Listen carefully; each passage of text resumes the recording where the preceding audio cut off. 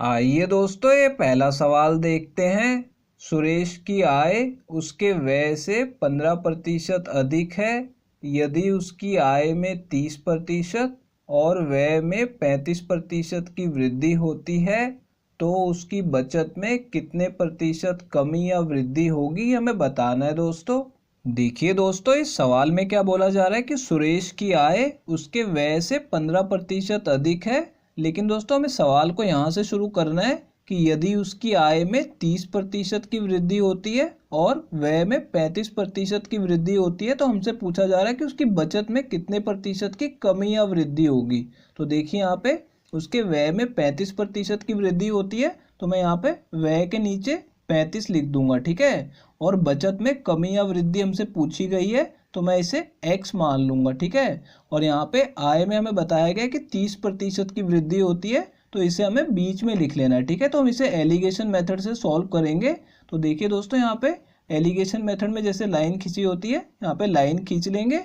अब देखिए यहाँ पे नीचे अनुपात हमें लिखना होगा व्यय का और बचत का, ठीक है। तो मैं इसे ऊपर निकाल के आपको दिखा देता हूँ। यहाँ पे क्या बोला गया है कि उसकी आय जो है उसके व्यय से 15% अधिक है। तो मैं उसके व्यय को एक बार 100 मान लेता हूँ, ठीक है। अगर उसका खर्च जो है वो 100 है तो उसकी आय कितनी हो जाएगी, 15% अधिक यानी 115 हो जाएगी, ठीक है। अगर उसने 115 कमाए और उसमें से 100 खर्च कर दिए तो बचत कितने की हुई, 15 की हुई, ठीक है। तो हमें यहाँ पे इन दोनों को अनुपात में ले लेना है, ठीक है। तो यहाँ पे अनुपात 100:15 आ रहा है, तो दोनों को काट के छोटा कर लेंगे तो कितना आ जाएगा। यहाँ पे देखिए नीचे मैं सीधा लिख देता हूँ, यहाँ पे 20 आ जाएगा और रेशो में 3 आ जाएगा, ठीक है। अब देखिए दोस्तों, हमें यहाँ पे x की वैल्यू निकालनी है कि बचत में कितने प्रतिशत की कमी या वृद्धि होगी। तो देखिए इसके लिए कैसे सॉल्व करेंगे इसे, यहाँ पे हमें इन दोनों को गुणा करना होगा और इन दोनों का गुणा करना होगा। तो देखिए यहाँ पे इसको 35 को 2 से गुणा करेंगे तो 70 आ जाएगा। तो यहाँ पे कितना हो जाएगा, 700 हो जाएगा, इन दोनों को गुणा करेंगे। और यहाँ पे जमा का निशान लगा के इन दोनों को गुणा करेंगे तो कितना आएगा, 3x आ जाएगा। और इसे हमें भाग करना होगा इन दोनों के योग से, तो दोनों को जमा करेंगे तो कितना आ जाएगा, 23 आ जाएगा। और इसे बराबर में लिखना होगा इस बीच वाली संख्या के, यानी कि 30 के बराबर लिख लेना होगा। अब देखिए दोस्तों, इसे सॉल्व करके x की वैल्यू निकाल लेंगे। 23 का गुणा 30 में करेंगे तो कितना आ जाएगा, 690 आ जाएगा, ठीक है। और यहाँ पे जो 700 है इसे भी दूसरी तरफ भेज देंगे घटाने के लिए, और यहाँ पे क्या रह जाएगा, 3x रह जाएगा यहाँ पे। अब देखिए दोस्तों, यहाँ पे इसमें से इसको घटाएंगे तो कितना आ जाएगा, -10 आ जाएगा। और यहाँ पे जो 3 है इसे नीचे भाग में भेज देते हैं ताकि हमें x की वैल्यू मिल जाए। अब 10 को 3 से भाग करेंगे तो कितना आ जाएगा, 3 सही 1/3 आ जाएगा। अब क्योंकि यहाँ पे माइनस आ रहा है तो यहाँ पे हमें क्या लिखना होगा, कमी होगी। तो यहाँ पे देखिए 3 सही 1/3% की कमी होगी। तो मैं नीचे लिख देता हूँ कि यहाँ पे कमी आ रही है। तो देखिए दोस्तों, कौन सा ऑप्शन करेक्ट होगा, ये दूसरा ऑप्शन करेक्ट है। आइए दोस्तों, ये अगला सवाल देखते हैं। यदि किसी आयत की लंबाई में 12.5% की वृद्धि और चौड़ाई में 16.2/3% की कमी की जाती है तो उसके क्षेत्रफल में कितने प्रतिशत की कमी हो जाएगी, हमें बताना है दोस्तों। देखिए दोस्तों, इस सवाल में क्या बोला जा रहा है कि एक आयत की लंबाई में 12.5% की वृद्धि और चौड़ाई में 16.2/3% की कमी की जाती है। तो पहले क्या करेंगे, इन दोनों को फ्रैक्शन में लिख लेंगे। तो 12.5% को कैसे लिखते हैं फ्रैक्शन में, 1/8 लिखते हैं, ठीक है। और 16.2/3 को 1/6 लिखते हैं, ठीक है। अब देखिए लंबाई में वृद्धि की जा रही है तो यहाँ पे प्लस लगा देंगे, और यहाँ पे चौड़ाई में कमी की जा रही है तो माइनस लगा देंगे, ठीक है। अब देखिए इसे कैसे लिखेंगे, यहाँ पे लंबाई जो है 8 से 1 बढ़ के 9 हो रही है, ठीक है। तो मैं यहाँ पे लिख दूंगा कि लंबाई 8 से 9 हो रही है, तो 8:9 लिख देंगे, ठीक है। और चौड़ाई जो है वो 6 से 1 कम होके 5 हो जा रही है, ठीक है। तो यहाँ पे पहले 6 लिखेंगे और इसमें 1 कम करके लिखेंगे कि अब जो है चौड़ाई 5 रह गई है, ठीक है। तो यहाँ पे हमने 2 अनुपात लिख लिए।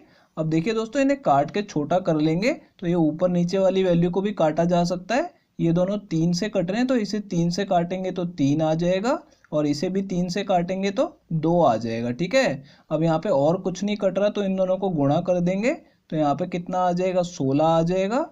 और इन दोनों को गुणा करेंगे तो 15 आ जाएगा। ठीक है, यानी ये जो हमें तीसरा अनुपात प्राप्त हुआ है ये उसके क्षेत्रफल का अनुपात है कि पहले उसका क्षेत्रफल 16 था तो अब 15 रह गया, यानी कि इसमें कमी हो गई है। कितनी कमी हो गई है? 1 की कमी हो गई है। ठीक है, अब दोस्तों हमें ये प्रतिशत में पूछा जा रहा है कि कितने प्रतिशत की कमी हो जाएगी। तो यहाँ पे देखिए कमी कितने की हो रही है? 1 की हो रही है, तो यहाँ पे 1 लिख लेंगे। और कमी किस में हो रही है? 16 में हो रही है, क्योंकि 16 जो है 15 हो रहा है, तो यहाँ पे 16 लिखेंगे नीचे भाग में, और प्रतिशत में बदलने के लिए 100 से गुणा भी कर देंगे। अब देखिए इन दोनों को 4 से काट लेंगे तो ऊपर 25 आ जाएगा और नीचे 4 आ जाएगा। तो यहाँ पे 25 को 4 से भाग करेंगे तो कितना आ जाएगा? 6 सही 1/4 प्रतिशत आ जाएगा। ठीक है, और ये कमी हो रही है तो मैं यहाँ पे लिख देता हूँ कि 6 सही 1/4 प्रतिशत की कमी हो रही है। तो दोस्तों ये हमारा इस सवाल का आंसर आ गया है, ये तीसरा ऑप्शन करेक्ट है। आइए दोस्तों ये अगला सवाल देखते हैं। ए और बी अपनी आय का क्रमशः 85% और 80% हिस्सा खर्च करते हैं। यदि ए की बचत बी की बचत से 25% अधिक है तो ए की आय बी की आय से कितने प्रतिशत अधिक है, ये हमें बताना है दोस्तों। देखिए दोस्तों इस सवाल में हमें ए और बी का खर्च दिया गया है कि ए अपनी आय का 85% और बी 80% हिस्सा खर्च करते हैं। और आगे देखिए क्या बोला जा रहा है कि जो ए की बचत है वो बी की बचत से 25% अधिक है। तो इसके लिए हम क्या करेंगे? ए और बी की बचत पहले निकाल लेंगे। हमें यहाँ पे खर्च दिया गया है, तो देखिए ए 85% खर्च करता है तो बचत कितनी करता होगा? 15%। तो देखिए इसे कैसे लिखेंगे? ए का जो है हमें 15% लिख देना है कि ए जो है अपनी आय का 15% बचाता है।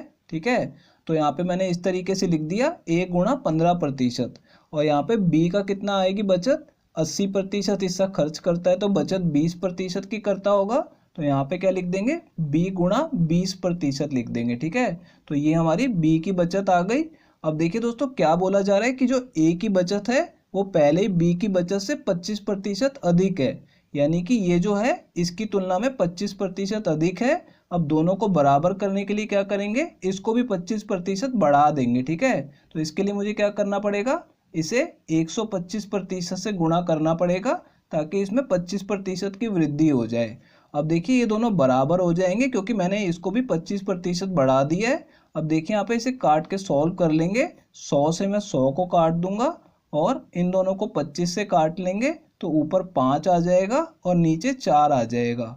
अब इस 4 से 20 को काटेंगे तो ये 5 पे कट जाएगा और 5 से 15 को मैं काटूंगा तो ये 3 पे कट जाएगा। ठीक है, अब देखिए यहाँ पे ए के नीचे हम बी को भाग में ले आएंगे तो नीचे लिख दूंगा ए बटा बी, और यहाँ पे 5 बचा है और यहाँ पे 3 बचा है तो 3 को 5 के नीचे भेज देंगे तो यहाँ पे 5/3 आ जाएगा। ठीक है, इससे हमें ए और बी की आय का अनुपात मिल गया है।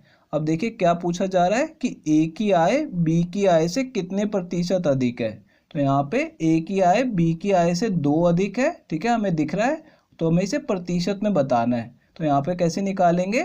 ए की आय बी की आय से 2 अधिक है, और किससे अधिक है? बी की आय से, यानी कि 3 से। तो 3 से इसे भाग करेंगे और प्रतिशत में बदलने के लिए 100 से गुणा भी करेंगे। ठीक है, अब आपको पता होगा 2/3 को प्रतिशत में कैसे लिखते हैं?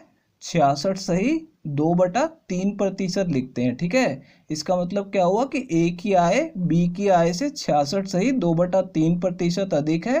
तो दोस्तों ये हमारा इस सवाल का आंसर आ गया है, ये पहला ऑप्शन करेक्ट है।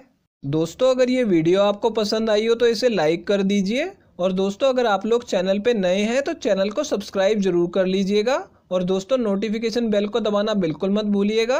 तो दोस्तों इस वीडियो को यहीं ख़त्म करेंगे, आपसे मिलते हैं अब अगली वीडियो में।